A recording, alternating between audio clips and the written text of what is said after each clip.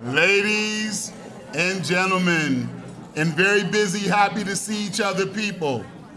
So much so that we're just so excited, and I'm so happy that you are so excited to be here tonight.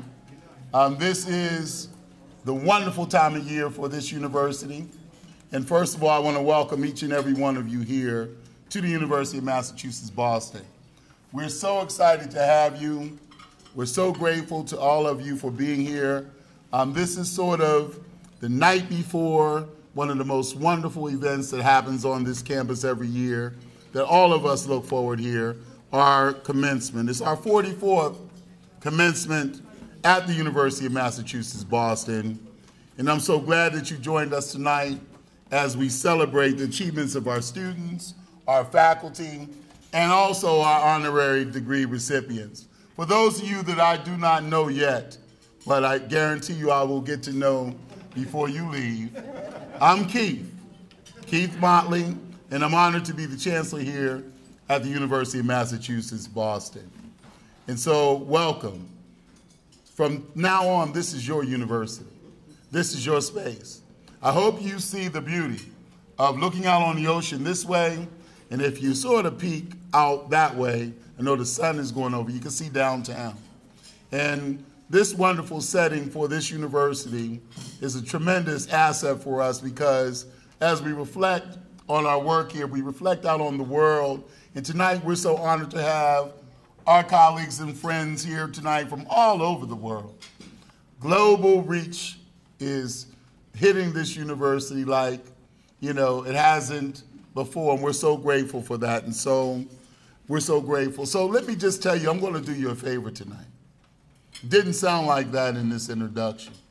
But because tomorrow is our commencement, everyone in this room is going to have an early morning. And so what I'm going to try to do is respect your time by not making this a late night. And so I know some of you, this might be challenging. We are going to actually have the program while we eat. And so we're going to be moving the program along while we eat, because I know the ambassador just got off a plane 2 hours ago. And while he's trying to act like, hey, Chancellor Motley, everything is okay, I understand.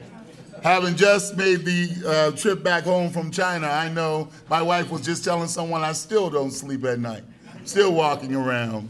And so I'm so grateful to have all of you here. We're going to respect your time. And we want you to be able to recover from that jet lag by tomorrow morning and be ready for this wonderful commencement exercise. So we're going to eat, listen, do all those things at the same time during this speaking program. Forget everything you know about putting your fork down when someone is talking.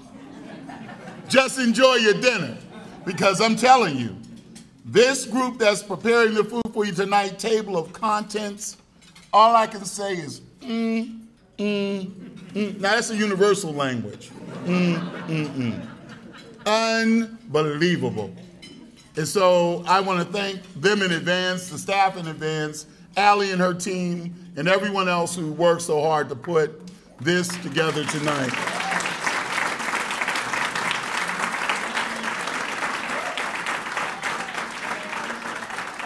I am so honored to have, Ali, that's right, Ali. I am so glad to have tonight with us members of our Board of Trustees, but particularly our Chair, Jim Karam, is here tonight. Let's give him a round of applause.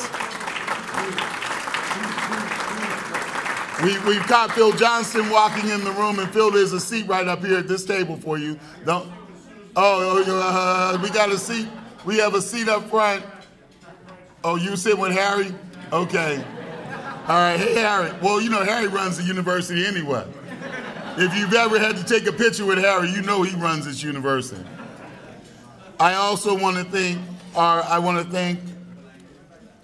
where's Bianca at? Belisario, who is our outgoing student trustee. Thank you for all of your service.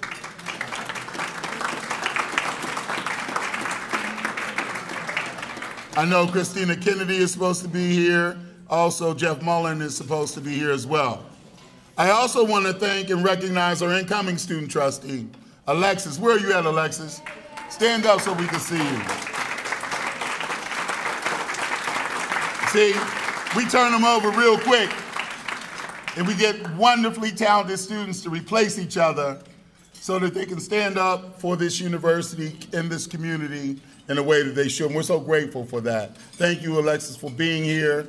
We're looking forward to working with you next year. And I also would like to say that members of our Board of Visitors are here. Where's my Board of Visitors? Wave your hands and stand up in the air. We're so delighted to have you here on campus. So in this room, you have alumni, student government leaders, you have provosts, you have vice chancellors, you have deans, you have our executive leadership team, and thank all of you tonight for joining us. I'm also grateful to see my colleagues who came uptown from downtown. I know that our senior vice president, Marcelette Williams, I was greeted by a hug when I came up into the room somewhere. Where is she? Marcy, thank you for being here. I also know that Robert Goodhue is here. I also know that Sue Kelly is up in here. Sue keeps things rolling down there. We're so grateful to have Sue here. But more importantly, we also are so grateful to have our president with us tonight, Robert Corrett. He's going to kick off. He's going to set a great example for how we're going to move through this evening. He's going to kick off the comments, and you watch him set this example. He's someone who's come to this university, and he came in this university running. And so we were so grateful that he was able to start early and start gaining momentum fast, keeping the momentum of this university, because as you all know, we're moving forward in such a significant way. Also, Commissioner Freeland, I haven't forgotten you, but you're going to be talking a little bit later, so we'll bring you up then. But without further ado, our president, Robert Corrett. Come on up, Bob.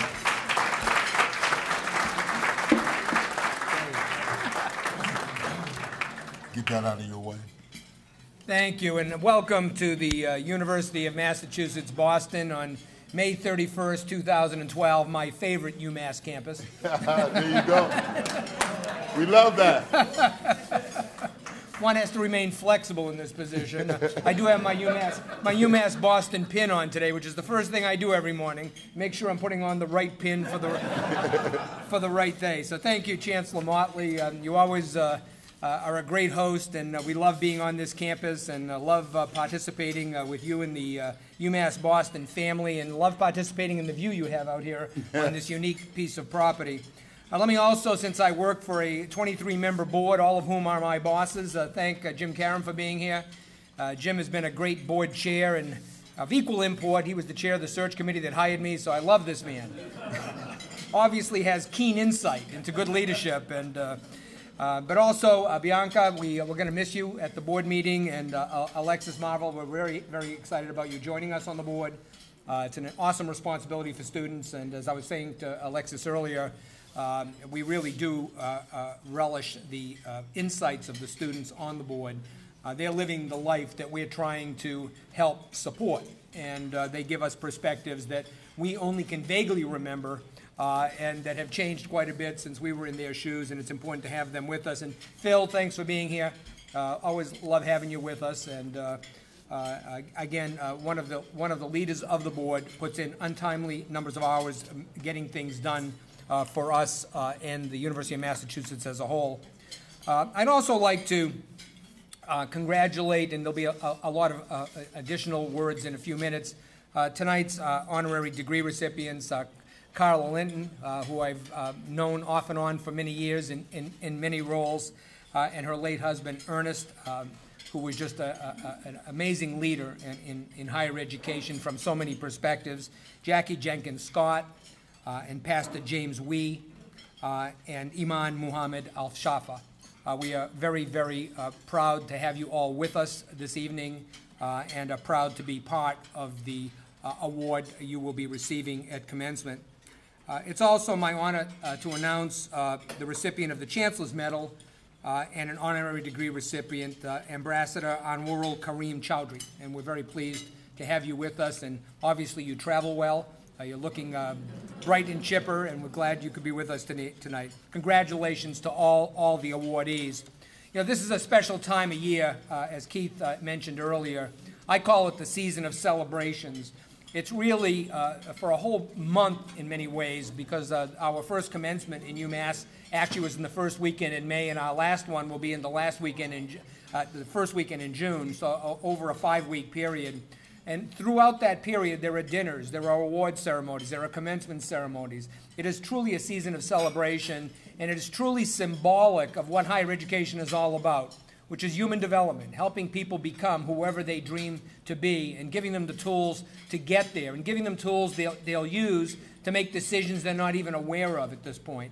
And I think as difficult as our jobs can be at times, in these challenging financial times for higher education, it's this time of year that rejuvenates you and gets you excited about what you're doing again, as you get a new generation of students through the doors and out into the world to help change the world. At tomorrow's ceremony, I want to spend a few minutes, I've been asked to spend a few minutes this evening talking about our ambassador, Ambassador Chowdhury, who's had a remarkable career. Former United Nations Security Council President, UN Children's Fund President, and personal representative of his native country of Bangladesh at the UN in New York. He's been a champion of justice and is internationally known for his work on development in the world's poorest nations, his promotion of global peace, and his advocacy for all of human rights. As President of the UN Security Council, Ambassador Chowdhury initiated the resolution that called for the participation of women in all UN and security efforts, and for special measures to protect women and girls from gender-based violence in situations of armed conflict. In 2001, the ambassador led negotiations on behalf of the least developed countries, which resulted in the Comprehensive Brussels Program of Action, whose goals include cutting in half the percentage of the world's population suffering from extreme poverty and hunger by the year 2015. He has worked to promote transparency in the Security Council, and in 2000 he chaired unprecedented open hearings in the Security Council on the role of diamonds in fueling civil war, particularly in the country of Sierra Leone. His tireless efforts have improved a countless number of lives, and we are honored to welcome here to UMass Boston as the commencement speaker and look forward to his speech tomorrow. Thank you for being with us.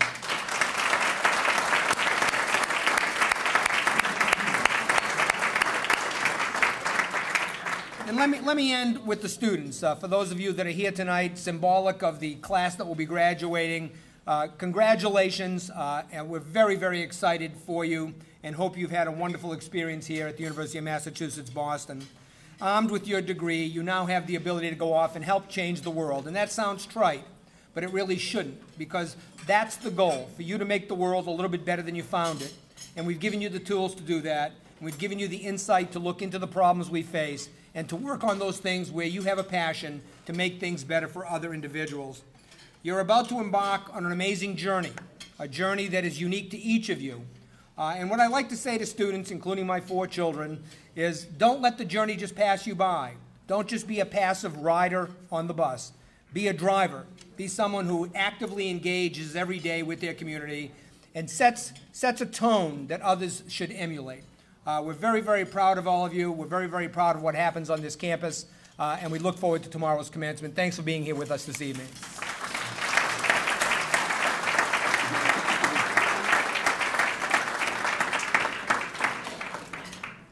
Thank you, President Corrett. And could I have the students that are here who are graduating tomorrow stand up so we can give you a round of applause? Graduating seniors, wave your hand.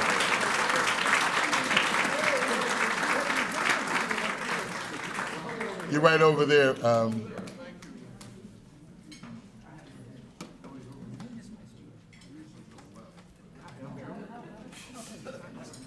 So thank you, President Corrett. And next we're going to have the chairman of our Board of Trustees, Jim Karam. Jim Karam is no stranger to this campus. Some on the South Coast believe that he is here too much on this campus, doing too many things for us, but he loves this university. And I know while his heart might be on the South Coast most of the time, it comes north some of the time to be here to work with us. And so we're so grateful. And before he says it, I'm also so grateful to have my beautiful wife with me tonight, Angela, along with two beautiful daughters eating chicken nuggets in the other room. So come on up, man. Yeah, I got you. Thank you, Keith. By the way, is this Chancellor Meehan's podium? Why is it so short? I know, I can't believe how short it is. There's nothing wrong with short. Keith just happens to be tall.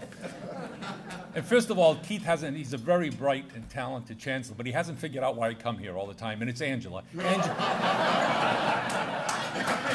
Angela Motley, would you please stand, the wife of the chancellor?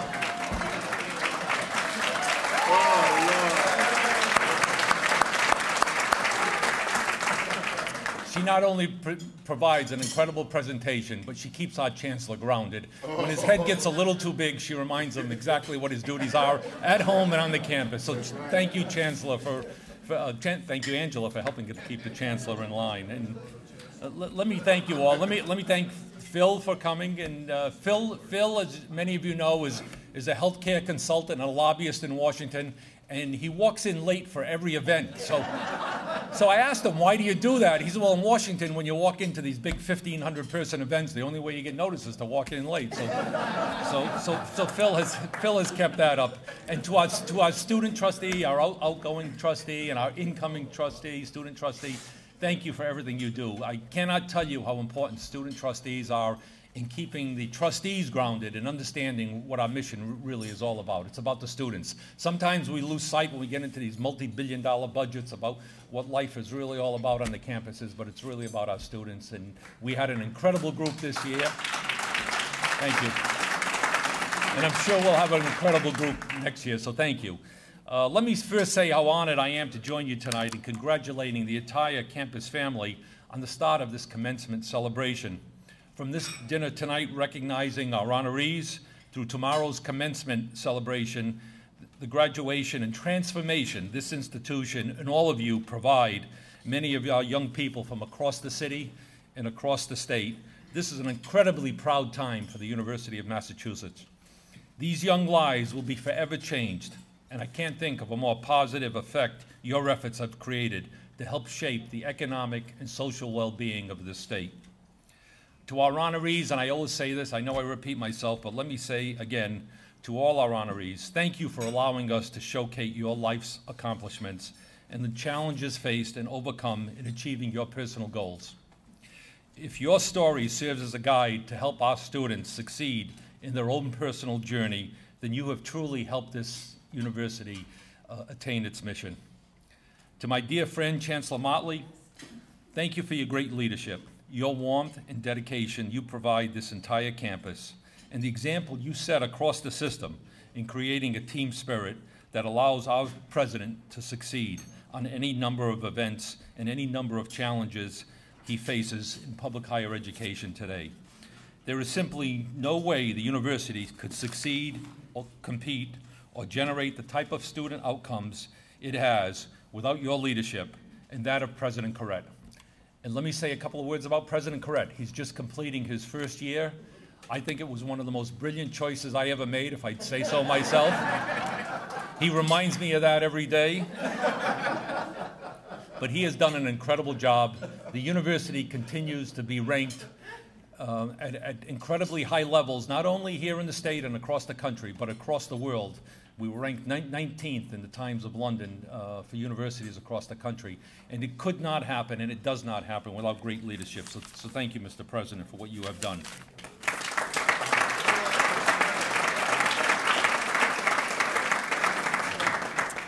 Tomorrow, we are not only celebrating the great accomplishments of the universities of Boston's 3,800 graduating students, but also our distinguished faculty who helped get them to this point, and of the models of service, leadership, and drive who will inspire them to achieve further greatness in their futures. We're here to honor the John F. Kennedy Award winner, Albert Chen. Albert.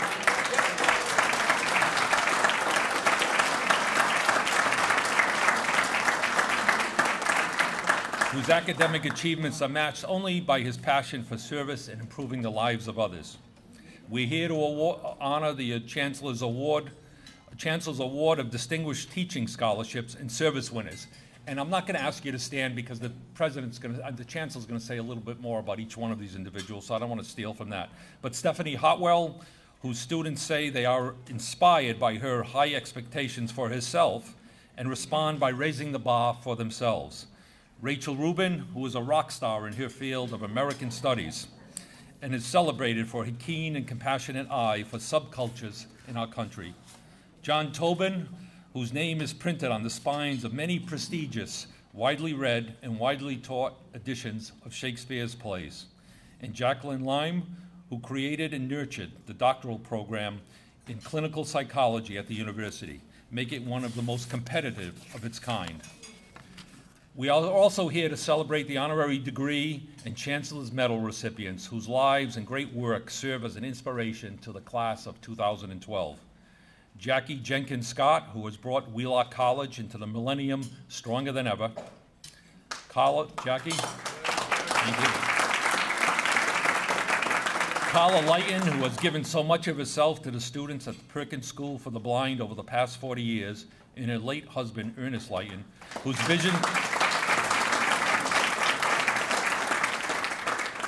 vision for this university helped shape its mission and values. Pastor Peter Wuye and Imam Muhammad Ashafa, who teaches us that people can change, love is powerful, and peace is possible.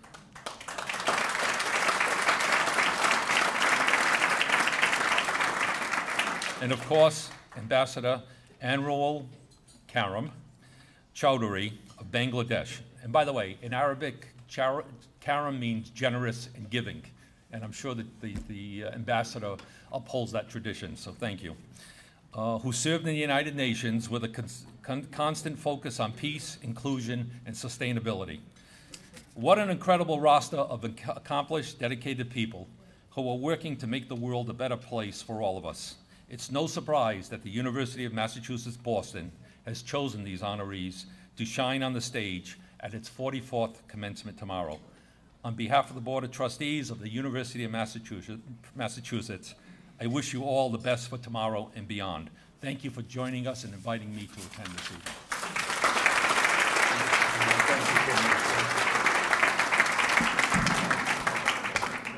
Jim Karam. Jim Karam trying to get me again, huh? Okay. So, Adrian Hagerbrook, President Alumni Association, stand up so we can see you, man. Also, Arthur Mabbitt and Arthur, stand up. Board of Visitors, leadership, co-leadership. Selma Sachs, stand up. Flew all the way across the country to be with us today. Thank you so much for coming out for commencement. Now here's how this is going to go. You're going to continue to eat, and we're going to continue to talk. And we're going to do some parts now, then we're going to bring out your full plate of dinner. Then we're going to do the second part and a little later. And the goal is to be out of here by, what did we say? Where's Allie? 8:30. Okay, there we go, we're done. All right, so that's our goal. And that's how we're gonna move. So, let me just say, I know you're all saying, no, how are we gonna do that with him at the mic? Jim Karam just took all the things I was gonna say and said them. So he already said that. He's so grateful that tonight we have in front of us one of those stars of our student body, this year's winner of the John F. Kennedy Award for Academic Excellence. He's a student that's been a leader and an inspiration on this campus since he joined us from Los Angeles. And he's such an unbelievable young man. Give another round of applause to Albert Chin. Jim Karam already said that. Jim Karam also already said that this year we're going to recognize our outstanding faculty. He said that we're going to, for the Chancellor's Award for Distinguished Teaching, Scholarship, and Service, we have some outstanding people here. And as I read your name, stand up so we can see you. The recipient of the Chancellor's Award for Distinguished Teaching is Professor Stephanie Hartwell from the Department of Sociology. The winner of the Chancellor's Award for Distinguished Service is Professor Joan Lean. Stand up.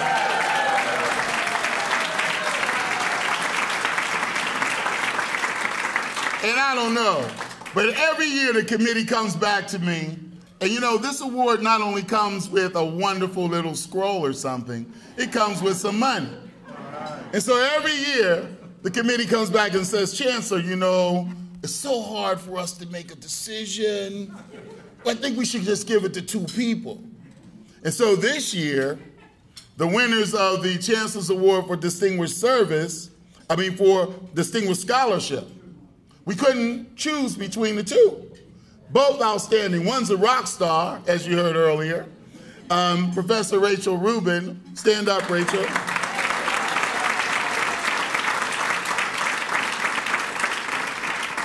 She's not only just American Studies Department person who does a wonderful job as a faculty member, she's also the graduate program director for that discipline, right?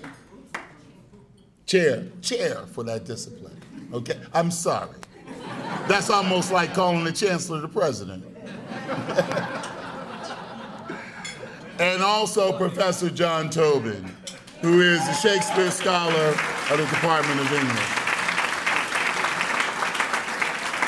John and Rachel, I'm so proud and I'm so honored to be able to honor both of you tomorrow. Rachel, you know that we go back a long way here at this university, and for me to honor you tomorrow means a lot. So whatever I call you, tomorrow when I call you something, it will be with affection, and it will be because I know how hard you work on this campus, and I'm honored by that. So thank you.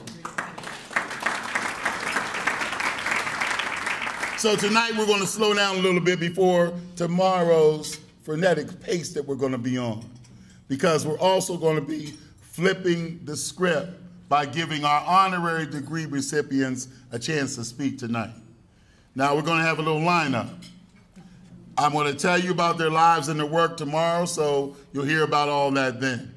But first, it's my pleasure to recognize the 2012 recipient of the Chancellor's Medal for Global Leadership for Peace, Ambassador Anwarul Chowdhury, who's here right here. Honorary Chowdhury. Now, Ambassador, you're going to speak tomorrow. So tonight we're going to let you rest. But we want to say that we're so glad that you said yes. We asked you to accept this Chancellor's Medal and deliver our commencement speech because you're a tireless advocate for global peace, sustainability, and also human rights, especially the rights of women, the poor, and the most vulnerable populations. And so we're so grateful that you're here for this. And so tomorrow we're going to have you, but tonight we also want to meet your wonderful wife, Marion. Can you stand up so we can see you? Oh, let's give her a round of applause. Welcome to our beautiful campus. The ambassador has 3 generations of women here with him tonight. His wife, his daughter, and his granddaughter, right? Here tonight with him. So we're really proud of that. So now we're going to start into the honorary degree recipients. 2 people. It takes 2 to speak for the Lyntons, for the Lynton family. Lily Lynton is going to come here and speak on behalf of Carla Lynton, and Commissioner of Higher Education Richard Freeland will speak about Carla's late husband, Ernest, a Commonwealth professor at this university who helped us shape our College of Education and Human Development and refine our focus on community-engaged education.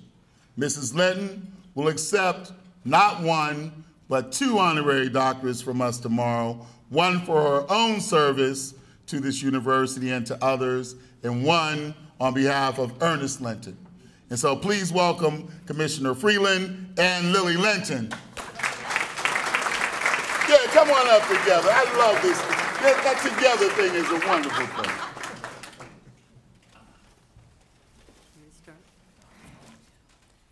Good evening, everyone, and thank you for allowing me to say a few words on behalf of Carla Lynton, my aunt. I'm joined tonight in this wonderful event and celebrating Carla and Ernest with their son, David, and their grandson, Rachel, Aubrey, Tal, and Adi. So we have a big Lynton contingent here. We're well represented. It's a wonderful pleasure to be here tonight and to toast Carla and Ernest and their honorary degrees. This degree seems particularly fitting to me, as I've never met anyone more engaged in what I guess we now call lifelong learning. Both Ernest and Carla have, in my experience, which is more than 50 years, always open to new people, to new information, to new perspectives. I've really never seen anybody so engaged in the world and learning your perspective and in developing their point of view. So I think this degree is very appropriate. As any of you who knows Carla well knows, she brings really a unique warmth and optimism to everything and everyone that she does, and to every community she touches. She has, for those of you who might not know, she's won a Celtics Hero Among Us award, which was a surprise to none of us. Her compassion, her dedication has been an inspiration to all of us who know her well. Like Ernest, Carla has an extraordinary ability to bring people together. In her classroom at Perkins, she brought so much of the outside world into this very tight community. She brought her love of music and books, and she brought, in the case of these children, really the empathy expressed in a touch throughout decades of teaching these young people to become adults. I've been fortunate to have Carla as a member of my family, of course, and for the 6 years that I lived in Boston, to join their community. I remember well, and for those of you who were here who remember it, they had an annual brunch, which Carla used to call a mass feed. And they brought together the most extraordinary group of people who really sat around, fueled by the strongest coffee I've ever experienced, to some wonderful discussions. I want to thank Chancellor Motley for the opportunity to let me be here, and for the honorary degree for Carla and Ernest. And I would like to toast Carla and Ernest for once again bringing so many of us together.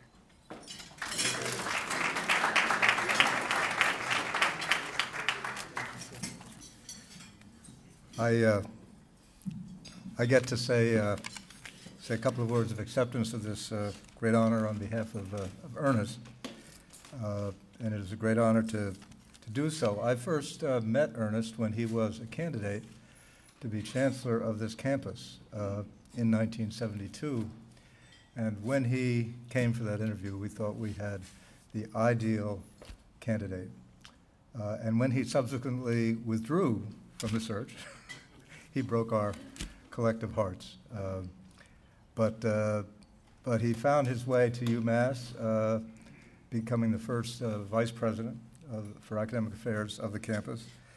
And that began a long and increasingly close professional and personal friendship between myself and Ernest that really centered around our shared belief in the deep importance of urban higher education.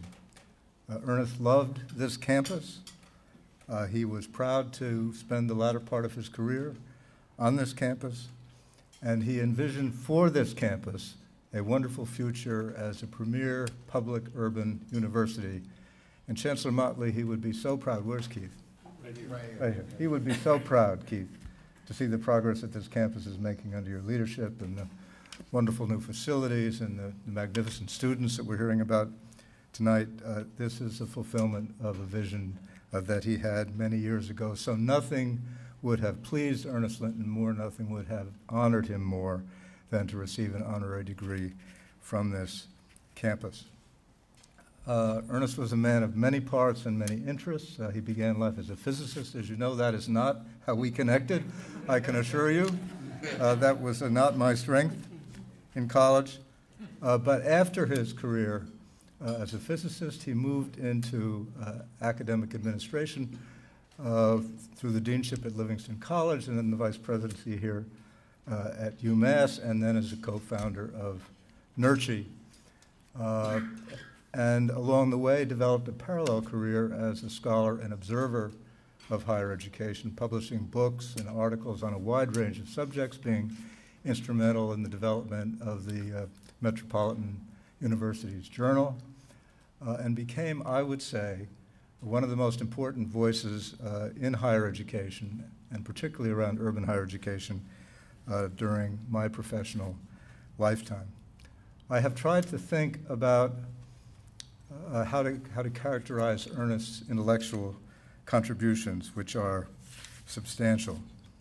But I think at its core, although he was interested in many aspects of higher education, he loved great traditional universities like UMass Amherst, what really engaged his passion was the importance of developing a different kind of university that would engage an urban community and provide and serve the students that would come to it, urban commuting students, would engage the community beyond the walls of the university in a constructive way, and express the possibilities of academic scholarship in a different way than they are expressed in a traditional university. And so Ernest turned his wonderful mind to reinventing various aspects of academic work in ways that would allow them to flourish, particularly in an urban setting. For example, he worked hard and he collaborated with Ernest Boyer on this to reinvent the notion of scholarship. So it wasn't just about the scholarship of discovery, but the scholarship of application and the scholarship of interpretation and the scholarship of teaching. And he wrote wonderfully about how we needed to celebrate those various forms of scholarship. He was very focused on reinventing undergraduate education and particularly finding ways to connect undergraduate education with the wider world beyond the classroom.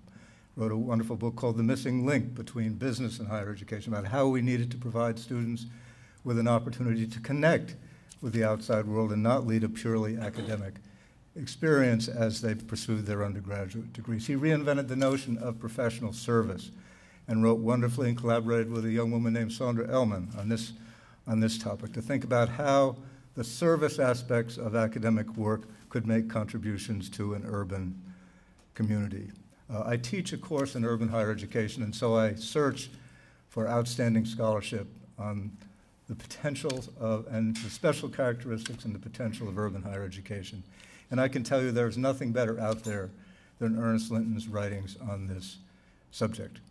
For this campus, which is establishing its place in the sun as a premier urban public university, to have provided a home for Ernest Lynton and now to be recognizing him through this honorary degree could not be more fitting, could not be more appropriate. He distinguished this place by his presence, and he would feel distinguished by this honor. Thank you very much.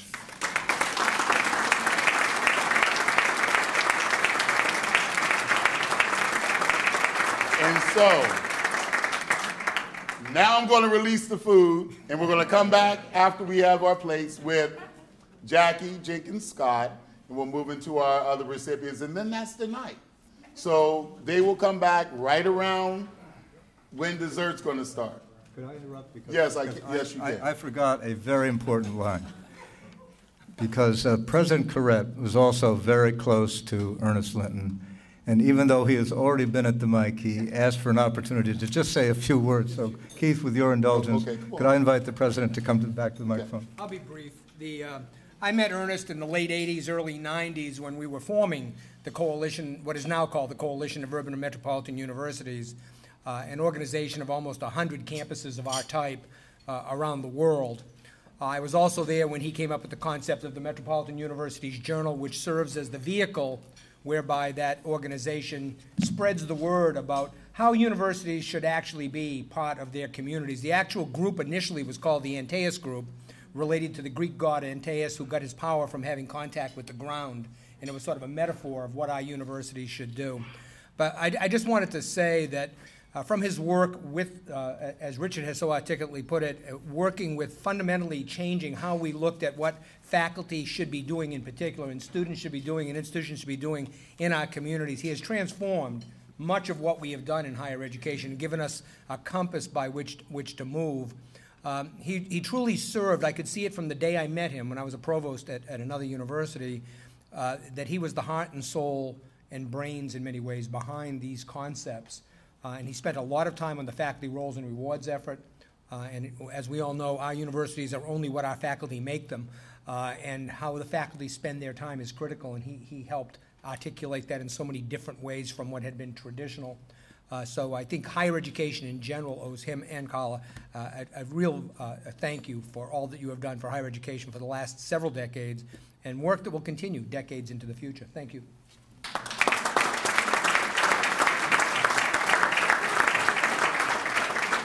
And so I want to thank both Richard and Lily for coming up and speaking, and we're going to have some food now, all right? All right, enjoy your meal. We'll be back in a moment with Jackie Jenkins-Scott. I told you that after dinner, we'd hear from our next honoree, who is President Jackie Jenkins-Scott. However, before we get into that, I'd just like to say that I know Mrs. Lynton, I wanted you to know that also John Saltmarsh and I will be using your husband's work in our class. It starts Monday. Commencement Monday, the Monday after commencement with this guy. And so I'll be teaching with him for 3 weeks, and we'll be using part of his work in our class as well. Now, as we get ready to enjoy the rest of your dinner, I'd like to thank, again, Tables of Contents. Did I tell you a tale about these folks? They're good, right? Give them another round of applause. You know, it's nice to have colleagues in higher education that you can call on for anything, for inspiration, for someone to just drop something off of, you know, bounce it off of them, and someone who has applied balanced energy, a strong sense of social justice, and sharp, practical mind to every position she's been in. And so I was not surprised when she went from this job to that job and was successful, or from the CEO of one of our wonderful health centers that she built from the ground when she founded, to an exciting, well, I didn't want to say bankruptcy, but since the first man said that of Wheelock College, I will say from bankruptcy to where it is today, very successful college. Please join me in welcoming to the podium this evening one of our wonderfully talented people in this community, President of Wheelock College, Jackie Jenkins-Scott.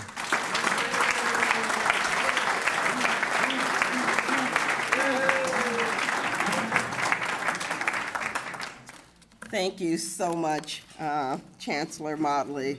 I know the rule, 3 to 5 minutes. I know that we are going to be out of here by 8:30. And so I am not going to do what many college presidents do, which is to stand up and talk for 45 minutes. I am going to talk for 3 to 5 minutes. I can follow instructions. Thank you.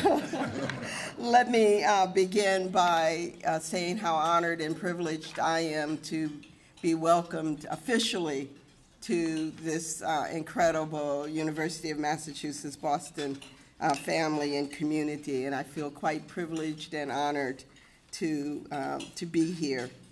I am thrilled to be able to say that Chancellor Motley is not only friend, brother, and I don't want to tell you friend for how many years, because we were mere babies 30 plus right. Years ago when we first met. Many decades ago. But Keith is role model, he is mentor, he is counselor, he is friend, and he is brother to virtually every college president in this area. And there isn't one who has not called on him, who do not think of him as our leader, our friend, our colleague, and most important, our role model. So thank you. We are.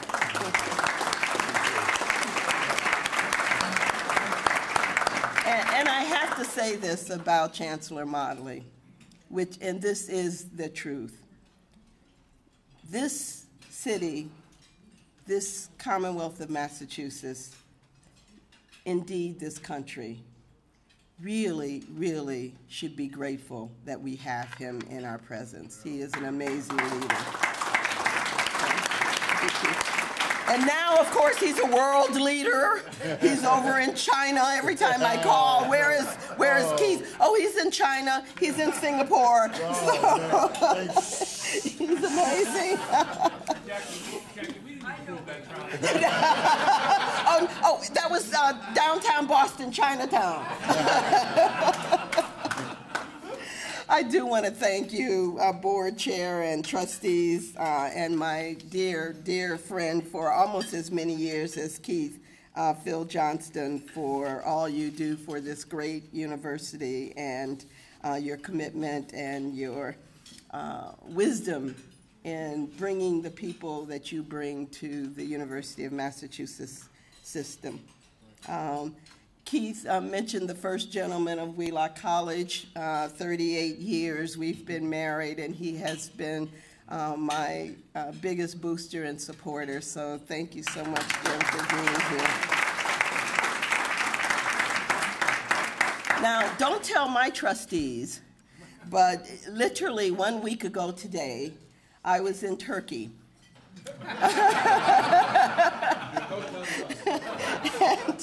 And I was privileged to be asked to give a talk about higher education in the United States.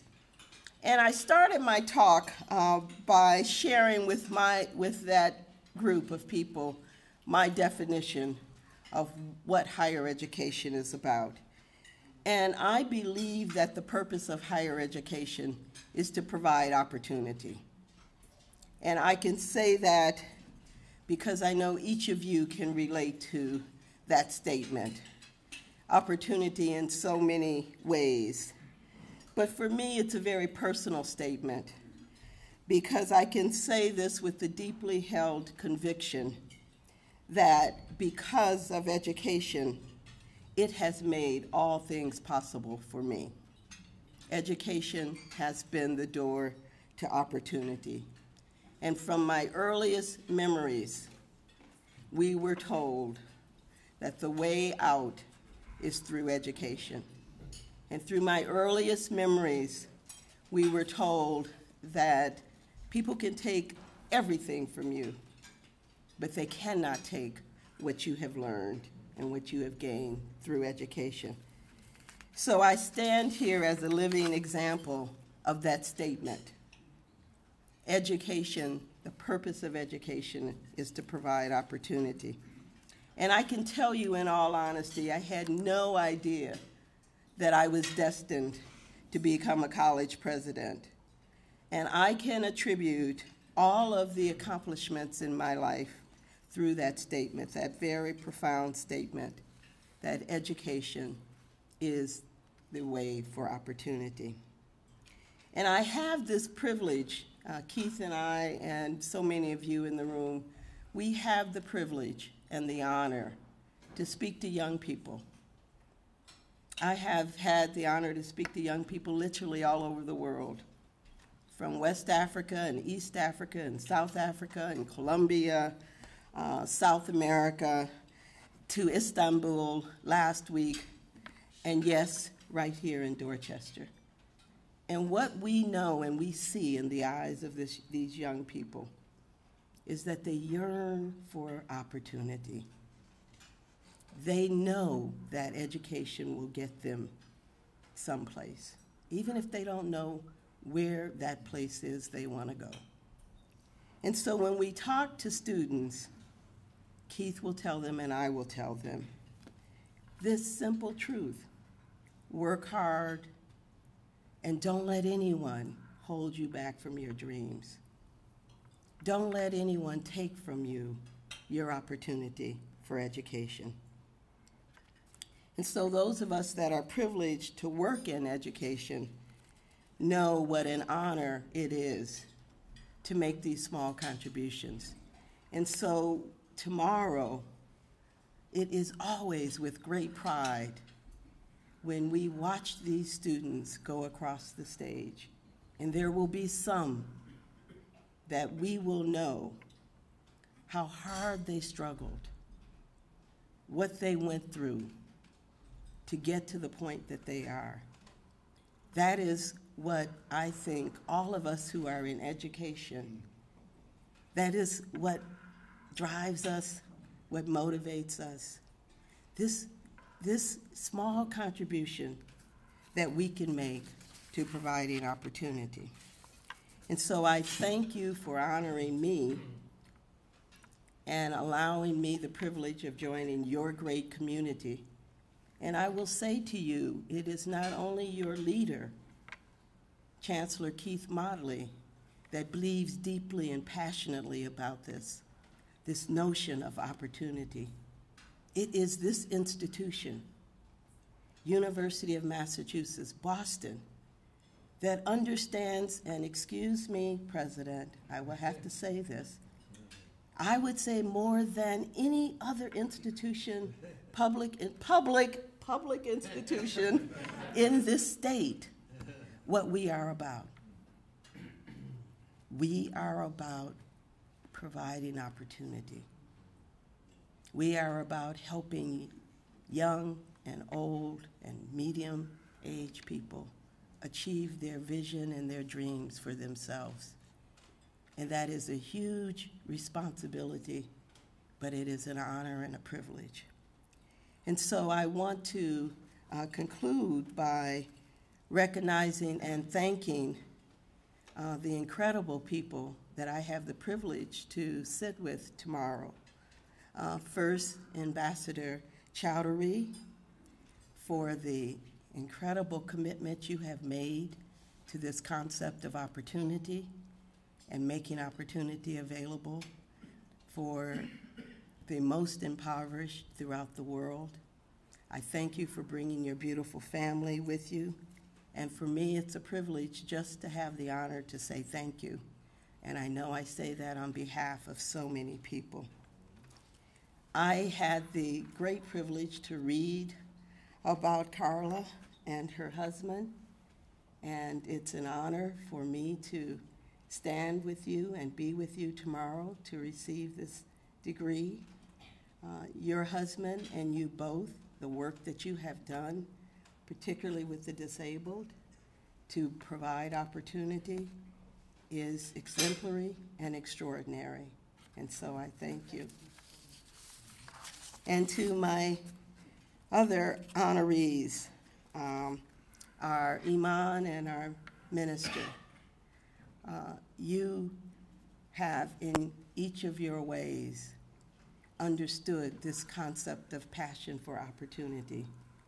And you have understood that unless we can come together, we thwart opportunity. And so I thank you for having the courage that you have had to overcome differences so that young people all over the world can view you as role models.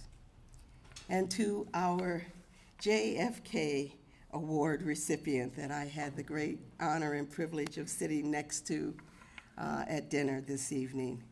You are a shining example for all students that persistence in pursuing the opportunity of education will pay off. I know that when you travel back to Mexico and pursue social psychology, you will be an incredible leader and role model. And I offer my most deeply congratulations to our faculty award recipients, because each of you, in your own dedication for scholarship and rigor, understand that the ability to conceptualize, to think, to articulate, to analyze are all ingredients that will provide opportunity for your students to be amazing leaders and role models in their own right.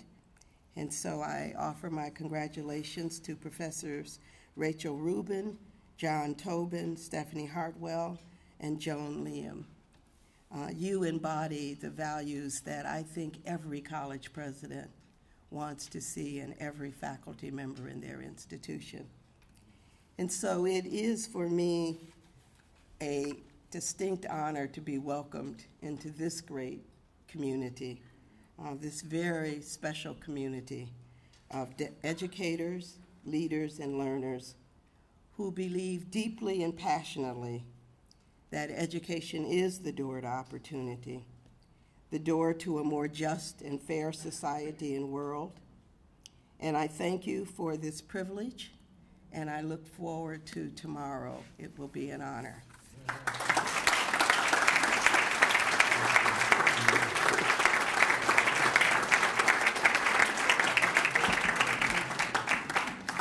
And Jackie Jenkins-Scott, I tell you, listen, thank you so much, and we're so honored to have you as part of our family.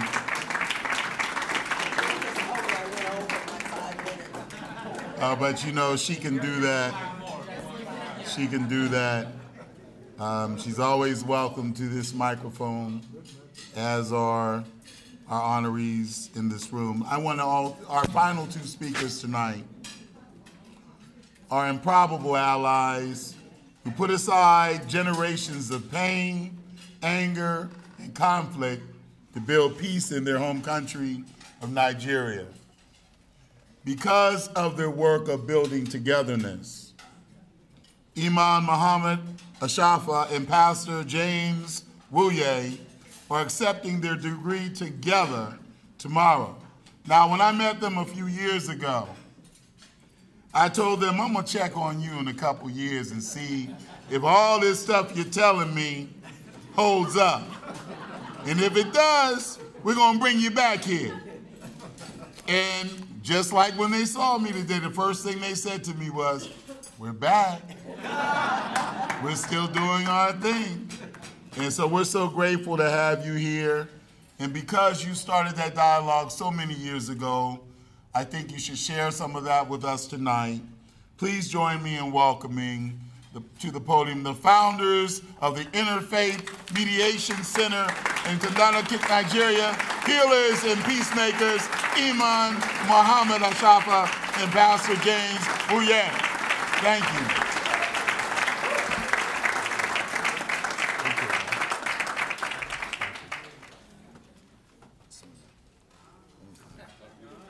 Who goes first? Well, Imam seems to be asking me to go first because when you start going somewhere, I start from the short one to the tall one.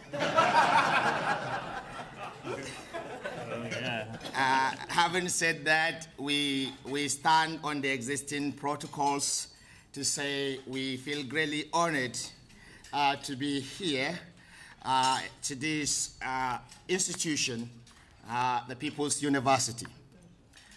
I'm so glad that my fellow recipient have spoken so well. And when you have intelligent people speaking before you, you just write on what they have said. But having said that, I will not fail to be very brief, knowing exactly what the boss around has just said, that we should be leaving here at least by 8:30. Having understood that, we want to say this award is going to propel us to do more for our society and for our world. The country we come from is experiencing some level of violence that is motivated by our belief system and value. We have been part of those people that had caused pains to people around our country and to ourselves. But at some point in our journey, we had a turning point. We realized the path we were going was the wrong path. And so we had a transformation. And when we were transformed, we had the opportunity to go around the people we have trained and programmed negatively to do a rewinding and a deprogramming and a reprogramming of the people. And that is a Herculean task. It is easy to destroy, than to build back. And that we have not relented, given the fact that we do know that if we relent, a lot of people will go our own way. Having said that, not to bore you with details, we are coming from a country that is priding ourselves as the most populated African nation in the black nation in the world. Having said that, we pride ourselves as being very religious. In every street you find a place of worship, but we still have a challenge. It is one thing to be religious and another thing to be godly. We are trying to promote the godliness in our spirituality so that we can live, and live according to what our books and our relationship and our values have taught us to live. That is to live by the mentors of those faiths.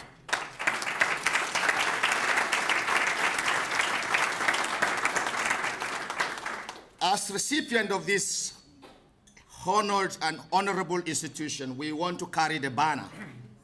We want to seize the opportunity given to us by this institution as ambassadors of this institution to take the banner of opportunity wherever we go around the world. We have a program in Chad. We have another one coming up in Kenya. We have so many coming, and wherever we go, we have that prefix, doctors from this great institution, to say we are not just speaking to you as ordinary people. We have the whole world behind us. We have this great institution behind us. And we are also working with a university in our country to export what the Conflict Resolution Department of this institution is doing to start a master's program fashioning, cloning, patterning after that of this great university of UMass. Having said that, I will want to pause here to say a big thank you. In our tradition, no matter what you do, if it is small like this, the word is still thank you. If it's as wide as my hands can reach, it's still thank you. And I want to say, blessed are those who make their speeches short, for they shall be invited again. Thank you very much.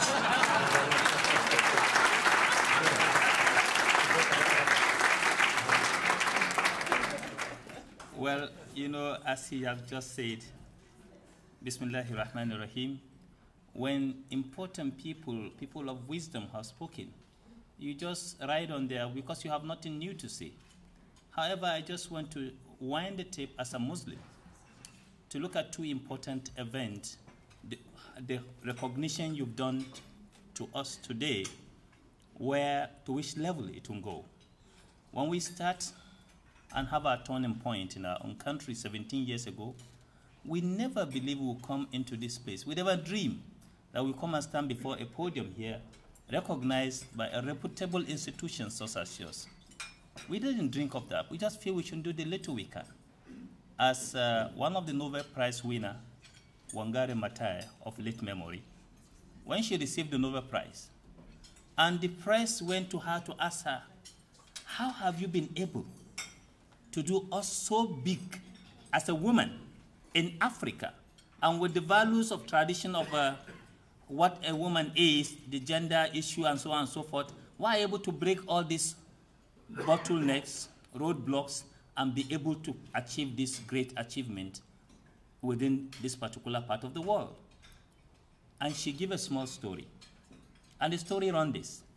She said, once upon a time, the forests were on fire. And you know about the bushfire. It's common here in America also, not only in our own part of the world. So the forests were on fire. And every animal in the forest, they move out. They went to the river, bringing water and to put on the fire. So the elephant was moving faster, going to get water and put on the fire. The camel, because she has a big reservoir, taking water, putting on the fire. Then there's this small bird called the whoopie bird. The whoopie bird has a very small mouth. Is it? Humi bird, you know, I don't know. That's my third, forgive me, it's my third language. The humi bird is a very small bird. It has a very tiny mouth. Very peak, the peak mouth. So she also joined them. She has to move and fly very low. She's very slow, not faster, moving slowly, going there, moving into the river, get the water, and come closer, move back, By the time she gets there, she has to fly up for Earth. The fire won't cut with her. But by the time she finishes flying off, the water in her mouth, a little drop remain that fall into the forest. Then she go back, and she was coming. Then the elephant look at her and laugh and say, hey, Homie Bear, what do you think you are doing? What do you think you are bringing as a contribution to this? To the big forest on fire. She says, I'm doing the little that I can. And that little that she can't as a contribution was the little that we can't in a world full of hate, full of desire for vengeance. We wake up to find ourselves as part of it, promoters of hate, but transform into promoters of love and living beyond tolerance. This, when we started at a small community, which is a divided community, within our community and their community, the Muslim community, the Christian community, unfortunately, that's how Kaduna has become one of the divided cities. For those who knows it, we just feel we can do something to at least help our youth to see it differently. I don't know the magnitude of what we are doing when we started 17 years ago. That little we can. We gave Nobel Prize to Wangari Maathai. Was the same thing when we were invited to Iraq. I don't know I have a big prize on my head. We went to Iraq in 2010 for intervention to help religious leaders in Iraq feel they can work together to salvage their nations. We are there and we are living within the green zone. And we decided to go out into the other zone, outside the green zone, and the lady was saying, hey, you can't go out. We said, no, we're African, we trust God, let's go. We want to take the risk. And the lady said, no, I'm sorry. You know why? You, Imam, you want to go? Because I was persistent, I want to go out. And I said, look, you want to go? You know? Do you know that you are a very good target? They can make money with you when they arrest you. I said, why? I said, do you know that you are one of the 500 most influential Muslims in the world? I said, 500 what? So I look at myself and look at my small community. I say, I'm one of the 500 most influential Muslims in the world.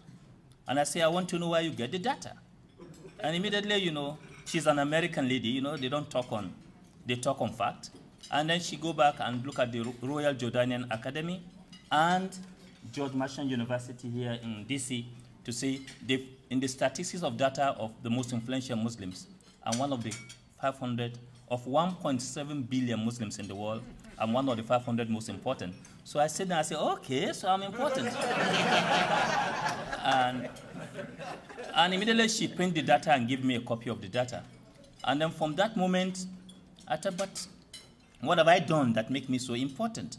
I'm doing the little that I can to make a contribution to our world.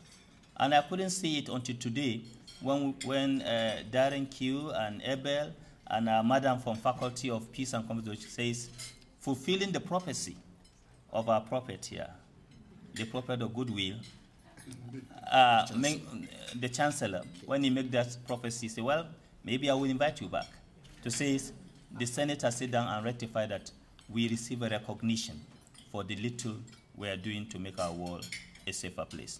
So with this, we believe strongly each and every one of us were endowed separately. And the little we have, when we bring them together, we can really save our world for the common good of all. So in the light of this, we want to show appreciation to this our distinguished, if I say distinguished, one day you are going to be extinguished. So I better say our esteemed guests and friends here for honoring us to be members of this universal city, because UMass is a role model of what our universe should be. So being part of this universal city of our global partners, we believe you will never regret the opportunity you give to us and the recognitions. So we want to thank you very much, sir, for this privilege you give to us.